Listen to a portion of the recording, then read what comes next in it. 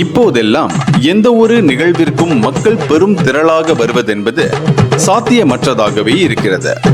ஆனால் ஒரு குட்டி கிராமத்தில் உள்ள ஆலயத்திற்கு 15,000த்திற்கும் மேற்பட்ட மக்கள் ஒன்று திரண்டிருக்கிறார்கள் என்றால் அந்த ஆலயத்தின் பெருமையை சொல்லத்தான் வேண்டுமா? மலாக்கா ஜாசேன் 16 கம்போங் இந்தியாவில் உள்ள ஆலயத்தில் வீற்றிருக்கும் தேவி ஸ்ரீ கரு மகா காளியம்மனை தரிசிக்க நாள்தோறும் வரும் பக்தர்களுக்கு குறைவே இல்லை. வருடாந்திர திருவிழாவிற்கு குவியும் பக்தர்களுக்கு அளவே இல்லை. அத்தனை அற்புதங்கள் நிறைந்தவளா அந்த அம்மன் கடந்த 14-15 ஜூன் 2025 இந்த இரு நாட்களில் இந்த ஆலயத்தில் நடைபெற்று முடிந்த 52ஆம் ஆண்டு வருடாந்திர திருவிழா மலாக்கா மாநகரை வியக்க வைத்துள்ளது.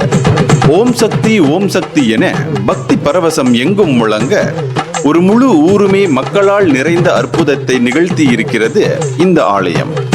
ஆலய தலைவர் காளி உபாசகர் மகாலிங்கம் சாஸ்திரிகள் தலைமையில் ஆலய திருவிழா ஏற்பாடுகளால் பெரும் விழாக்கோலம் கொண்ட இந்த திருவிழாவிற்கு நாட்டின் பல பாகங்களில் இருந்தும் பஸ்களில் பக்தர்கள் வந்து சேர்ந்திருக்கின்றனர்.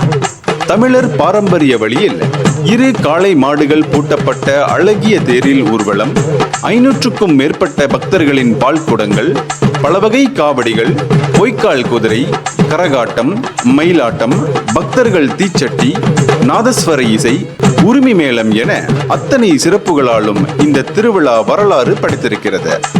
இதனிடையே தனக்கு உதவிய அனைத்து நன்கொடையாளர்களுக்கும் வருகை தந்த பொதுமக்களுக்கும் ஆலய நிர்வாகம் தமது நன்றிகளையும் தெரிவித்துக் கொண்டது. இந்தியர்களின் இதய குரல் மக்களோசை.